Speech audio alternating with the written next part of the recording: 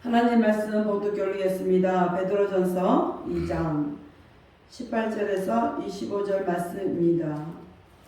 베드로전서 2장 18절에서 25절 말씀 제가 공부 교리겠습니다.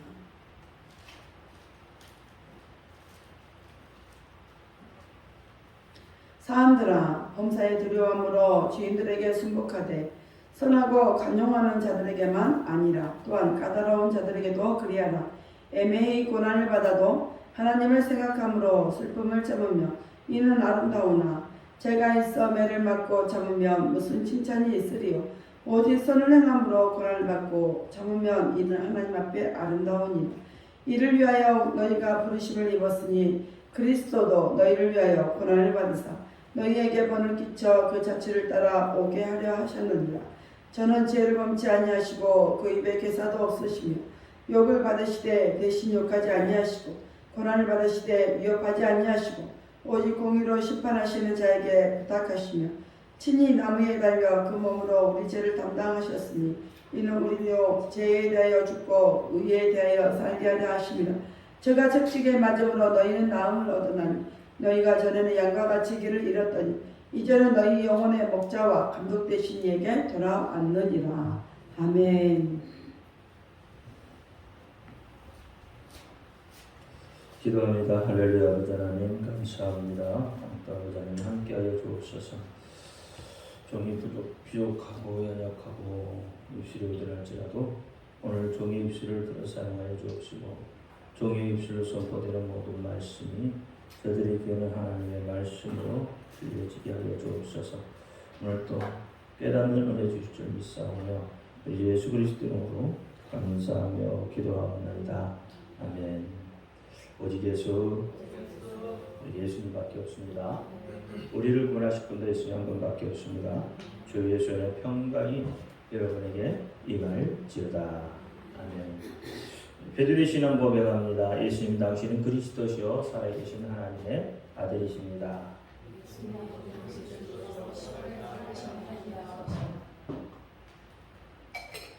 예수님 당신은 나의 구세주 나의 전부이십니다.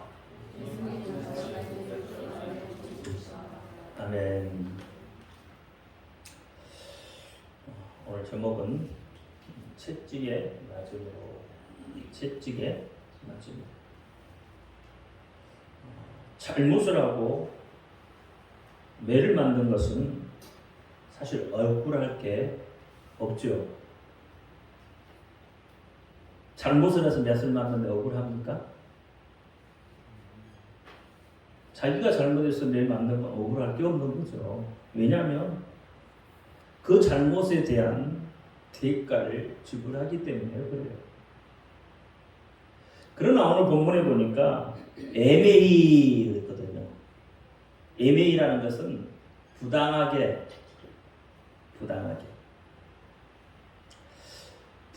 고난을 받고 또 매를 맞고 그것이 몸에 아픈 흔적으로 남는다면 아마 서로 원수를 맺게 될 겁니다.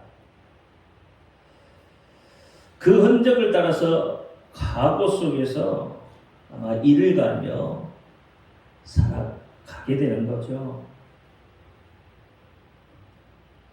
이것은 아마 인간이라면 누구나 다 똑같은 심정일 것이에요. 그래서 우리는 우리 속에 아픈 상처, 아픈 기억들을 잊지 못한 채 그렇게 아파하며 살아가는 거죠. 그러나 오늘 본문에 보니까 채찍의 아픈 흔적을 몸에 가졌음에도 불구하고 용서하신 분이 있어요. 용서로 그 아픔을 잊어버리신 분이 있습니다. 오히려 그 흔적을 통해서 행복해 하신 분이 있어요. 그분은 예수 그리스도이십니다. 그분은 죄를 범하지도 않으셨고 그 입에 괴사도 없으셨어요. 욕을 받아도 욕하지 않으시고 고난을 받으시되 위협하지도 않으셨죠. 애매히, 다시 말하면 부당하게 고난을 받아도 묵묵히 하나님의 일, 자신의 일을 감당하신 분이 있습니다.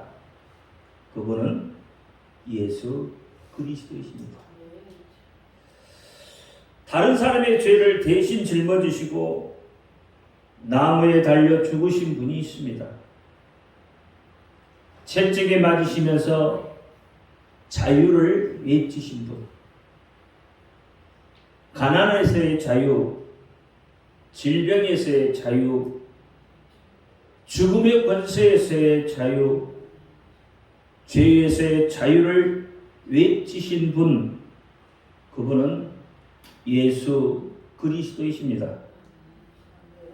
그래서 로마서 8장 2절에 그리스도 예수 안에 있는 생명의 성령의 법이 죄와 사망의 법에서 너를 해방하였다고 합니다.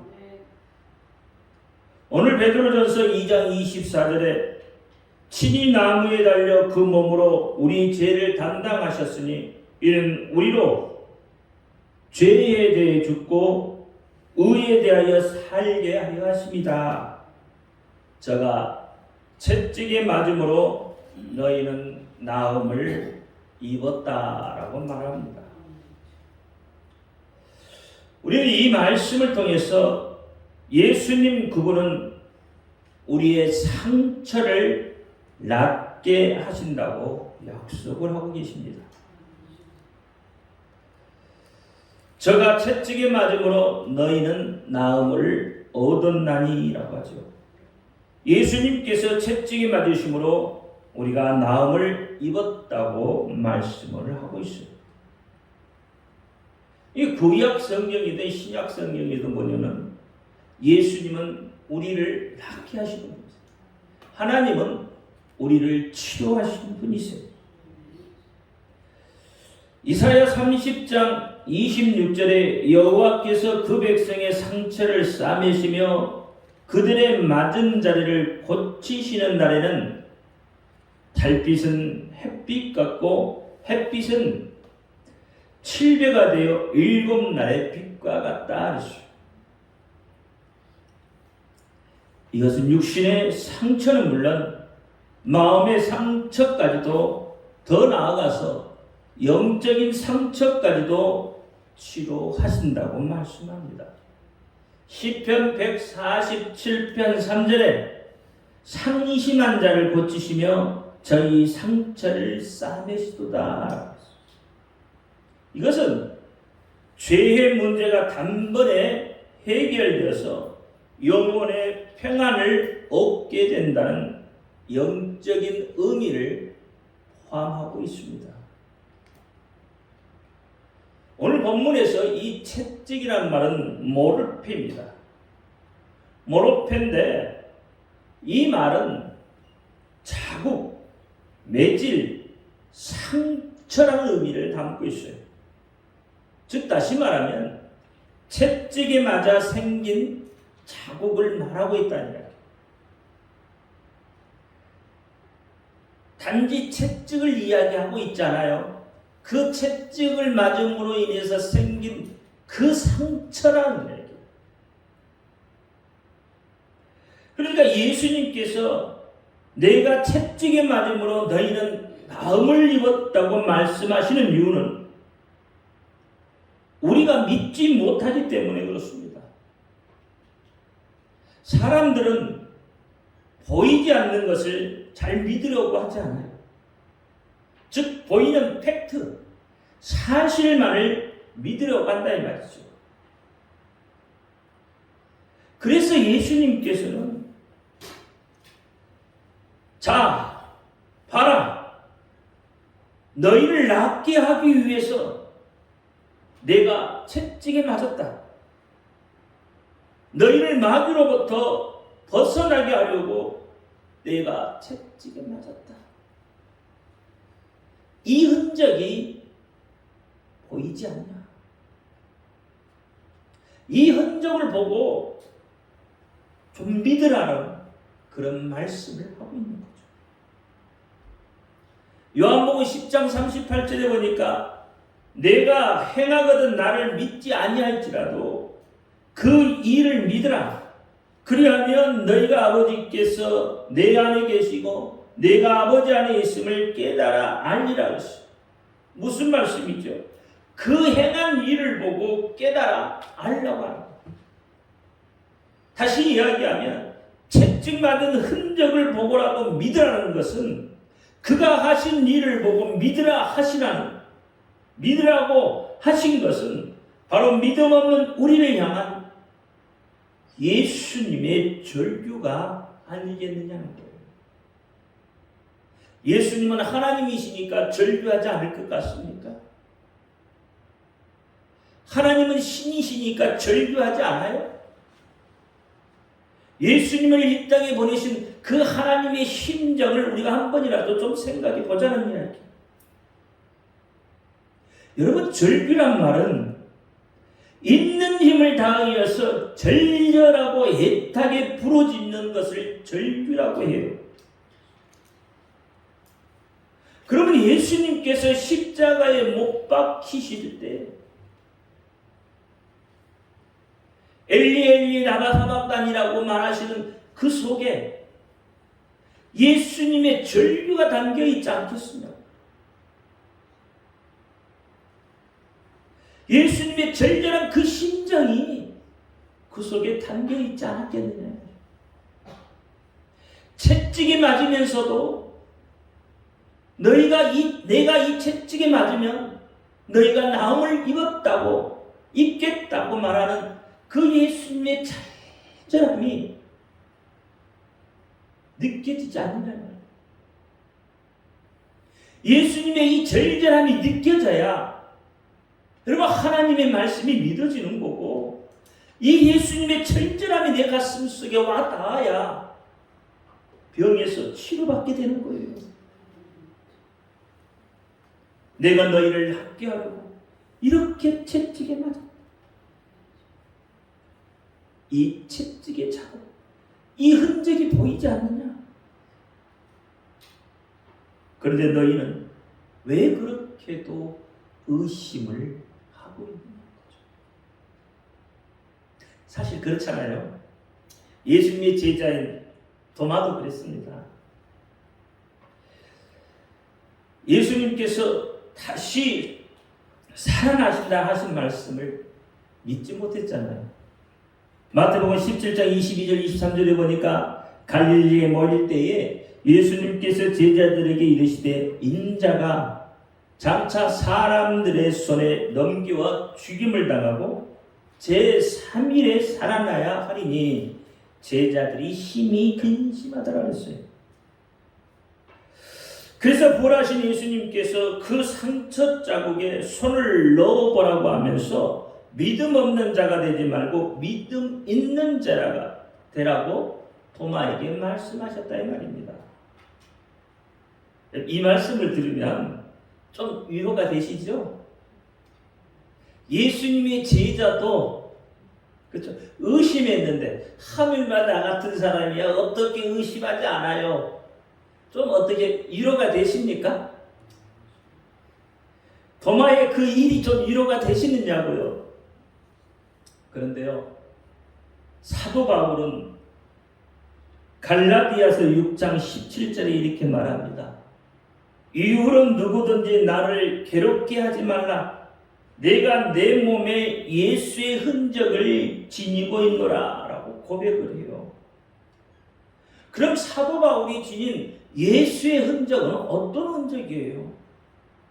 복음을 위한 흔적이었잖아요. 전도하다가 당한 흔적, 선교하다가 당한 흔적, 예수는 그리스도라고 외치면서 당한 흔적, 그 흔적이 고스란히 사도 바울 속에 그 몸 속에 남아있다고 하는 거예요. 우리 혜진이도 이번에 선교 나가면서 베들레헴에서 조금 정신 모자란 어떤 사람한테 목이 졸려서 상처를 깊게 입었어요. 목에. 그런데 그 상처로 인해서 베들레헴의 거지들이 하나도 없이 다 사라졌다는 거예요. 팔레스타인 정부에서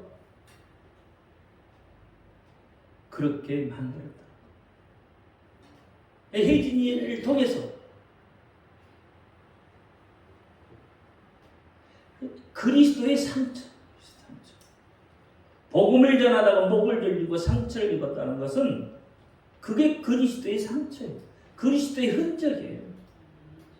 사도 바울이 당한 흔적이나 혜진이가 당한 그 흔적이나 동일한 흔적이다. 그래서 사도 바울이 당한 흔적을 사도 바울은 고린도후서 11장 16절부터 28절에 자세하게 자기가 당한 흔적을 그렇게 기록하고 있는 거예요. 여러분 가슴 속에 이런 예수의 흔적이 있기를 바라요. 사도 바울처럼 그 흔적이 있기를 바랍니다. 우리가 고린도후서 11장 16절부터 28절을 쭉 읽어보면 좋겠는데, 고린도후서 11장 16절부터 한 번씩 읽어갑니다. 내가 다시 말하노니 누구든지 나를 어리석은 자로 여기지 말라. 만일 그러하더라도 나로 조금 자랑하게 어리석은 자로 받으라.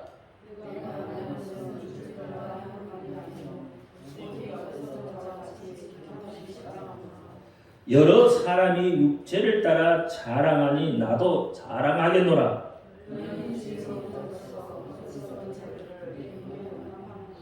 누가 너희로 종을 삼거나 잡아먹거나 사로잡거나 자고하다 하거나 뺨을 칠지라도 너희가 용납하는도다.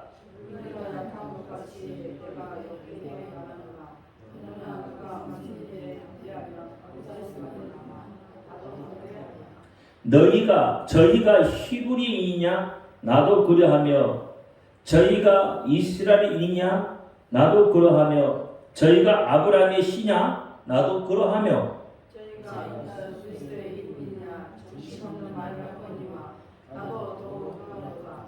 내가 수고를 넘치도록 하고 무게 자식으로 더 많이 하고 내도 수없이 맞고 여러 번 죽을 뻔하였으니 유대인들에게 40에 하나 감한 매를 5번 맞았으며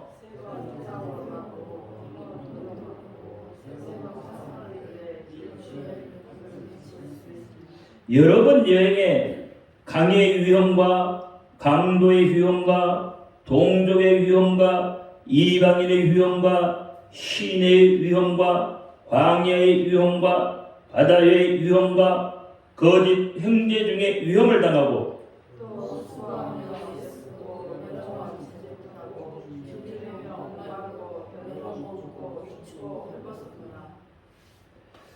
이 외의 일은 고사하고 오히려 날마다 내 속에 눌리는 일이 있으니 곧 모든 교회를 위하여 염려하는 것이다.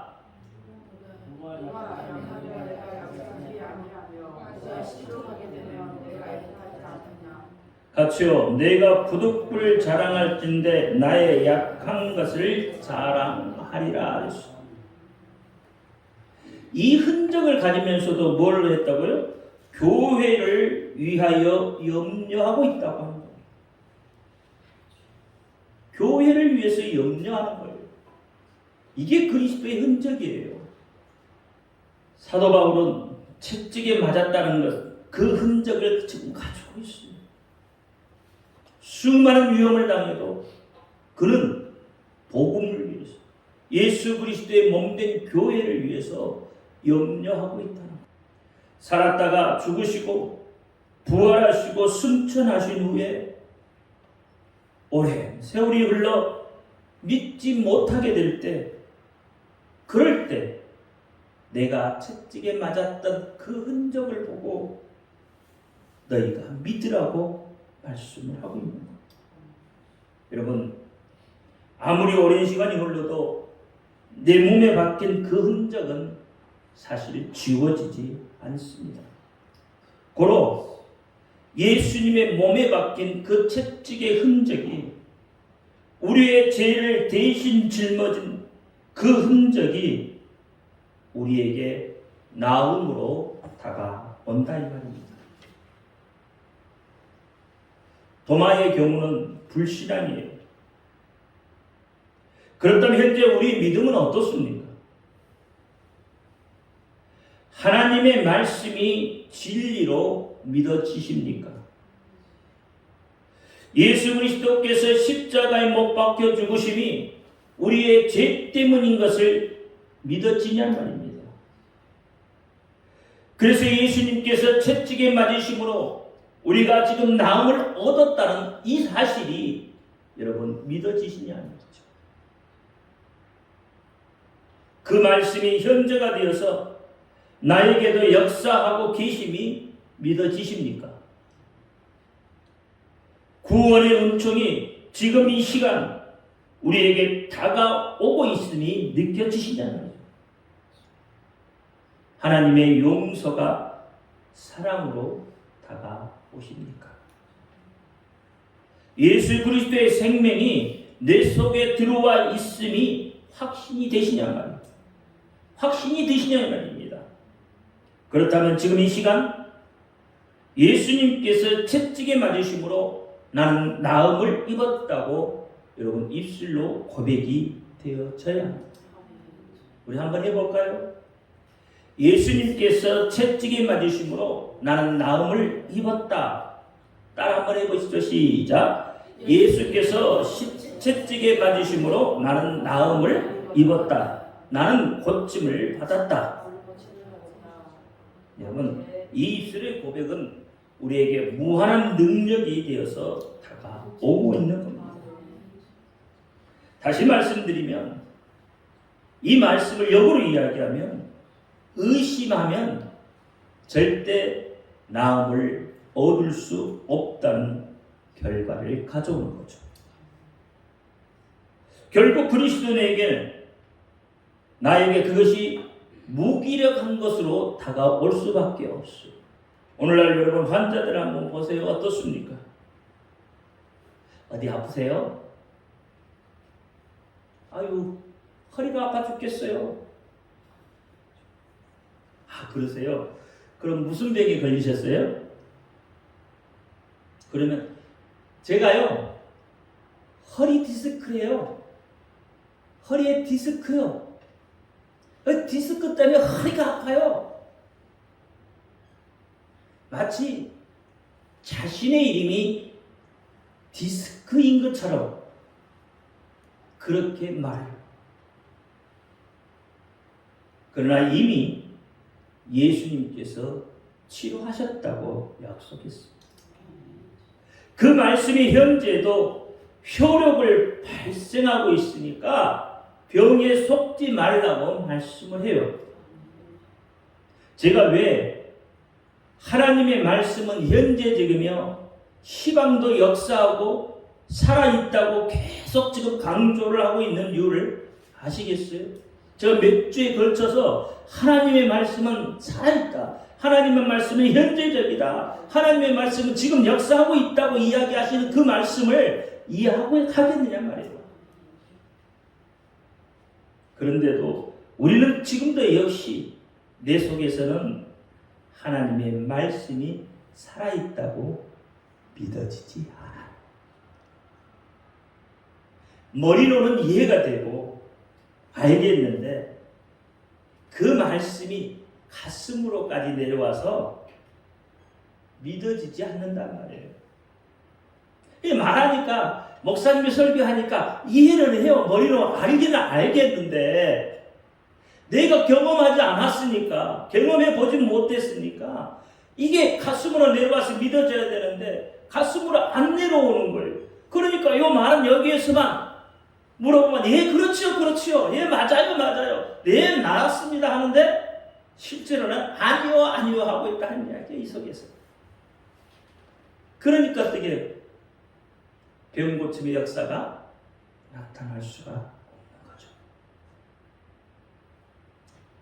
예수님 당시에는 예수님의 병을 고치신 것 같았는데 오늘날 내 병까지 어떻게 고치시겠느냐고 그렇게 생각하고 있지 않냐 말이죠.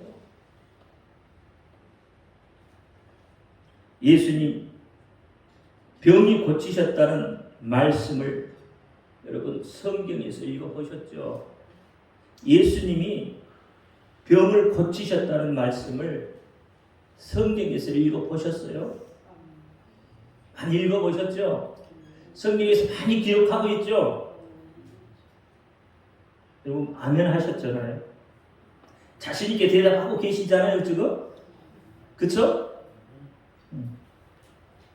그런데 이 말씀을 오늘 우리에게, 오늘 나에게 적용시키려고 하면 여러분 발끝을 흐리게 되죠.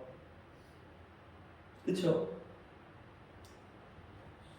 그렇다면 여러분 방금 이야기했으니까, 그렇게 고백했으니까, 그렇다면 예수님은 오늘 당신의 병을 고치십니다. 확신하시죠? 네. 그럼 앞으로는 어디 아프다는 소리 하면 안 되죠? 왜요? 고침을 받았으니까. 그런데요, 아까 이야기했잖아요. 여기는 아멘 하는데 여기는요, 글쎄요. 여기는 아멘, 여기는 글쎄요. 여기서 글쎄요 그려버리면 하나님의 말씀이 그 사람 속에 살아있다는 것을 믿지 못하는 게 되잖아요. 그런 생각을 가지고 있는 사람에게 하나님의 말씀은 역사하지 않게 되는 겁니다.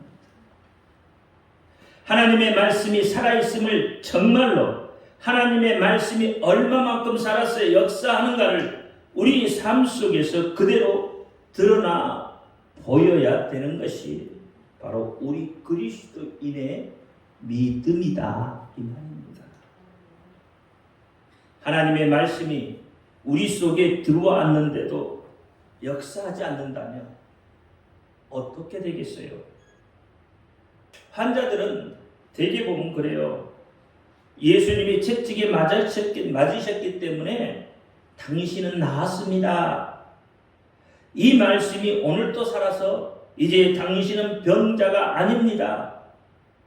예수님은 당신을 완전히 건강한 사람으로, 완전히 깨끗이 치유된 사람, 그렇게 취급하십니다. 믿으십니까? 그렇게 말하면 보통 그래요. 글쎄요, 좀 생각해 보고요. 그렇죠? 확신이 없죠. 왜요? 아직 내 몸이 아프거든. 아픈 자리가 있거든요. 그러니까 글쎄요 그래. 좀 생각해 보고요. 이렇게 생각해 보고 믿겠다는 거잖아요. 생각해 보고 안 아프면 그렇구나 하고 믿고, 아프면 안 믿겠다는 거잖아요. 이렇게 되니까 어떻게 해요? 그리스도인들이 무기력해지는 거죠.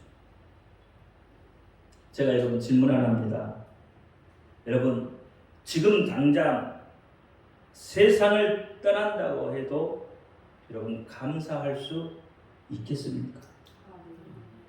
지금 당장 여러분이 죽는다면 그 죽음도 하나님 앞에 감사할 수 있겠냐는 거죠.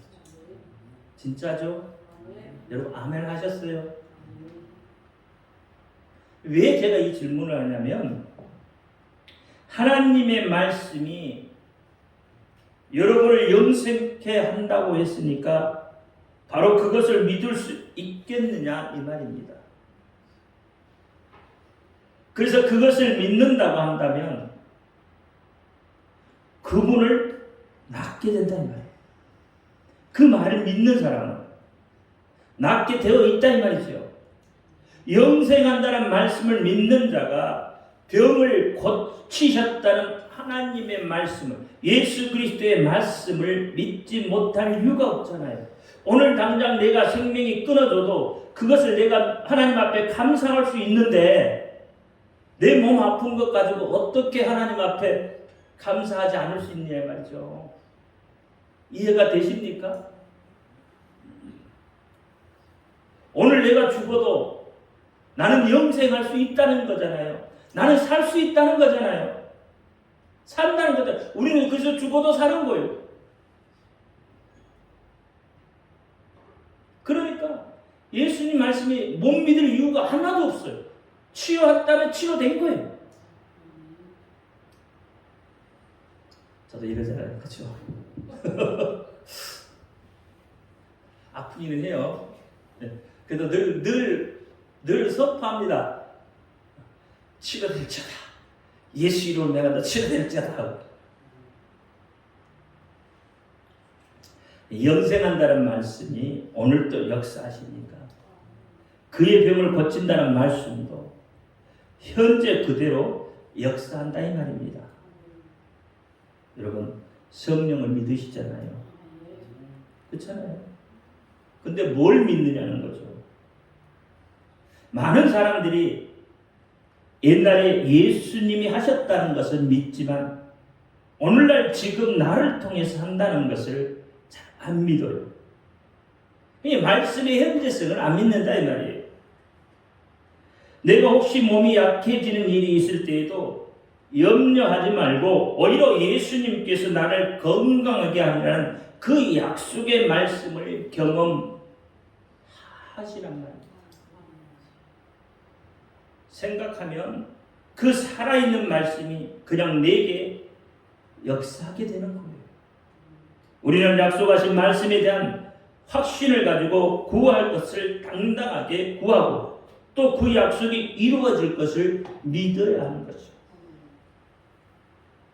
과거에 임했던 구원과 과거에 임했던 이적만 인정하고 오늘 나에게 역사하시는 하나님을 인정하지 않고 의심한다면 우리는 불안과 공포에서 벗어날 길이 없습니다. 사실 우리 속에 치료의 역사가 왜 일어나지 않습니까? 그렇게 기도했는데도 왜 역사가 일어나지 않느냐 말이에요. 그렇잖아요. 오늘날 의료 기술이 발달해서 의술에 의존하는 의존도가 그만큼 높아졌기 때문에 그렇습니다. 그래서 하나님의 말씀이 가슴으로 와 닿지 못해요. 또한 우리의 삶이 부유해지고 부족함이 없기 때문에 하나님을 의존할 만한, 하나님을 신뢰할 만한 그 믿음이, 하나님의 살아계신 말씀이 잘 들려지지 않는다 이 말입니다. 다시 말하면 우리 삶 속에서 살고자 하는 간절함, 낫고자 하는 간절함이 없다 이 말이에요. 이런 간절함보다는 의료 기술을 더 신봉하기 때문에 기도해도 역사가 안 나타나는 거예요. 출애굽기 15장 26절에 나는 너희를 치료하는 여호와여. 사람이 의술이 어찌할 수 없는 그 불치병조차도 하나님은 치료하시는 분이다. 성경은 그렇게 말해요. 여러분 실제로 그렇잖아요. 의사가 사형 선고를 내리는 환자가 예수 믿고 믿음으로 치료받았다는 수많은 간증들을 여러분은 저보다 더 많이 들었어요. 저는 간증을 잘 듣지 않지만 여러분은 간증을 많이 듣잖아요. 그러니까 그런 내용을 여러분이 더 많이 들었단 말이에요. 여러분 병원을 찾기 전에 한 번쯤 치료하시는 하나님을 의지하는 그런 그리스도인들이 되면 좋겠어요. 하나님의 이적을 삶에서 체험할 수 있었으면 좋겠습니다. 살아계신 하나님의 말씀의 능력이 여러분의 삶에 나타나서 입술의 고백으로 여러분의 모든 질병이 치료되어서 하나님께 영광을 돌렸으면 좋겠습니다. 다 같이 기도합니다. 할렐루야. 아버지 하나님 감사합니다. 오늘 베드로전서 2장 18절부터 25절 말씀에 채찍에 맞음으로 너희가 나음을 입었다고 하나님 말씀하셨습니다. 그 말씀처럼 우리가 예수 그리스도께서 마시신 그 채찍의 흔적을 보고 우리가 나음을 얻을 수 있도록 하나님 역사하여 주옵소서. 우리의 믿음이 연약합니다. 예수님이 채찍에 맞으심으로 우리의 믿음이 더 강해질 수 있도록 하나님 역사하여 주옵소서. 오직 예수 그리스도가 우리에게 힘이요 능력이요 모든 것 되심을 믿게 하여 주옵소서. 우리 주 예수 그리스도 이름으로 감사하며 기도하옵나이다. 아멘.